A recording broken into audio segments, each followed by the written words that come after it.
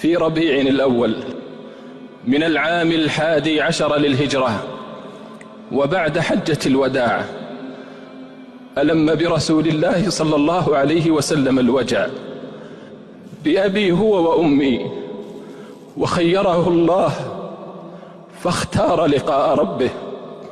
اللهم الرفيق الأعلى، اللهم الرفيق الأعلى. وحان الفراق فأوصى وودع، وأظلمت الدنيا بفراقه، وتفطرت الأكباد.